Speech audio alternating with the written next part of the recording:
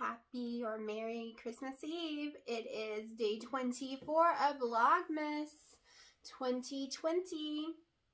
Welcome to my channel, Fat to Keto. I've used the ketogenic journey to lose 206 pounds, but I'm not done yet. In January 1st, we will be hardcore again. I took the month of December off. Yes, stayed keto. Just went to net carbs instead of total. Went as high as I want every day with calories, fat, and protein. There was no set limit. Only 26 or 20 net carbs was my set for the month. What happened? Did I gain weight? Did I lose any weight? Well, I can tell you I didn't lose weight. And in a minute, I will show you what happened. I think I can find the insert for December 1st. If not, I do know the number and I will tell you. But we will talk about that in a minute, right? So it is a horrible, horrible rainy day. It looks brighter outside than it actually is. I woke up with a migraine. Usually we celebrate Christmas Eve with a big meal and gifts and everything, but this year I'm dying. Went down to my mom's house to ask if we could do it Christmas Day. Not the presents. My daughter will still get to open the presents, but the actual big meal. And my mom, before I said anything, was like, do you just want to order pizza or something tonight and we do the big meal tomorrow? I was like, yes, I will go with that. Totally go with that. So I am picking up pizza in about 30 minutes. It's 4 o'clock right now. I slept in till almost 2. Like, my head has been blowing up to death all day. The migraine is excruciating. The Motrin is not helping. Like, it's helped enough that I could sit here with the lights on the tree and talk to y'all. Before, I couldn't leave my room. It had to be pitch black. I was almost throwing up everywhere. Me and migraines, it happens when we have low pressures. There's tons of tornado warnings and watches today until 10 p.m. It's just not a very pretty day. And it's Christmas Eve. It doesn't even feel like Christmas this year. At least not to me. So, what am I going to eat today? Am I staying keto? Those are the questions everyone's wondering with the whole, ordering pizza, right? So, first, let me show you yesterday's Fitbit and Carb Manager app, and we'll discuss for a minute, and then I'll show you my weigh-in. Okay, so yesterday I had 17 net carbs, 40 total, 145 fat, 95 protein. Is that 1853 calories. For my Fitbit, I had 6,795 steps for the day, almost 3 miles, 5 hours, 5 out of 5 hours I was active. Saw those numbers. Also, I wanted cookie dough. When I was in the store yesterday, I almost got Pillsbury Doughboy. I miss it. I know, cheap, crappy cookies that taste amazing to me, cooked semi-raw. Like, I get the edges cooked and the rest completely raw in the middle. Oh my gosh, I used to live on those things and eat stick after stick after stick of those big tubes, right? And I was like, well, I said I was going to eat cake for Christmas, so let's skip the cake because I didn't go to that store to buy it. And I was like, let me buy this. And I looked at it, and 1 tablespoon is 17 carbs. And I said to myself, 1 tablespoon is about 1 cookie. We'll say it's 2 cookies. And you eat half the tube when you eat these kind of cookies. Like, you can't stop yourself, right? This is when your weakness is. So do you really want to take that home and only allow yourself to eat 2 cookies or maybe 4 cookies for 30-something carbs? And I was like, nope, I don't. If I'm going to eat big amounts of carbs, 30 carbs, 40 carbs for 2, maybe 4 cookies, no, that's not worth it to me. I'm not the person I was before.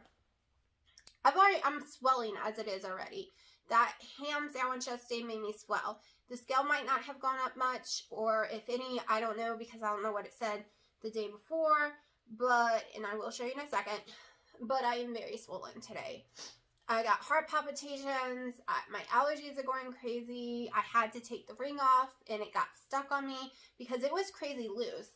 And during the night, my hand went completely numb, and the ring was very tight and everything was swollen around me.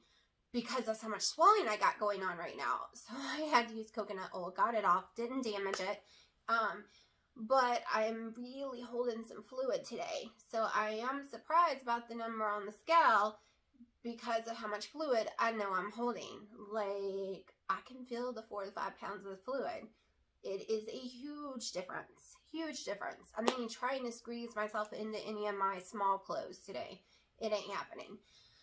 So, yeah. So I came home and made my own cookie dough, which could have also swole me because I used some of the Carb Quick stuff.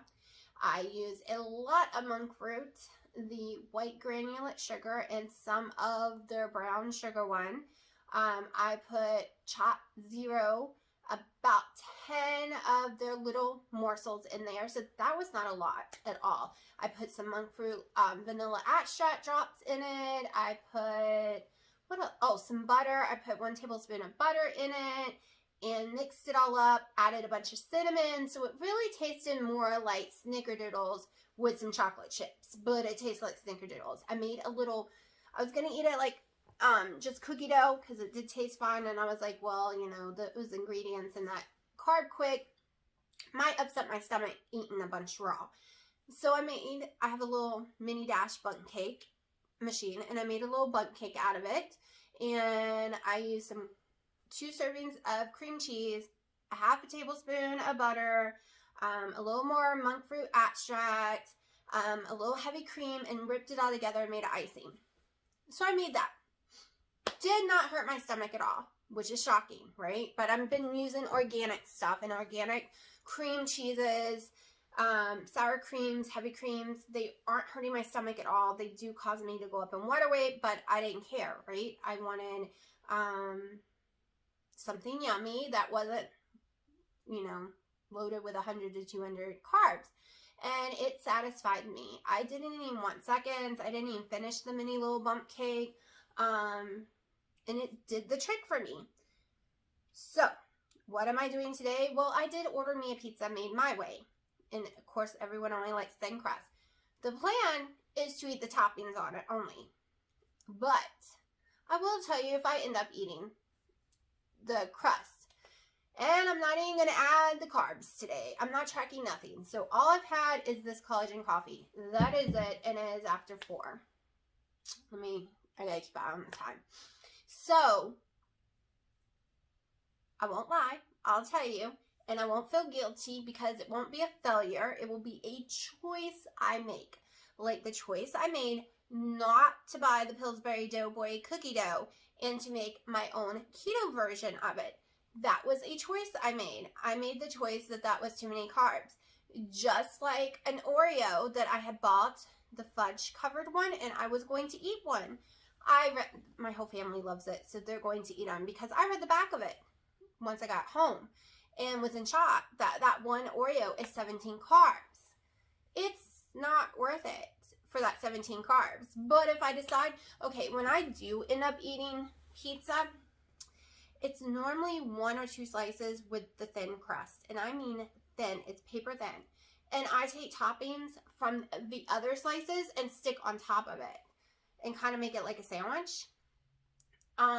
So we'll see. If I do that, I'll tell you, because it will be a choice. It will not be a falling off the wagon. It will not be a failure to me. It will be a choice, because once I allowed myself this past year to make choices instead of feeling like I fell off the wagon, it did something with my mind. It made me realize that food doesn't control me.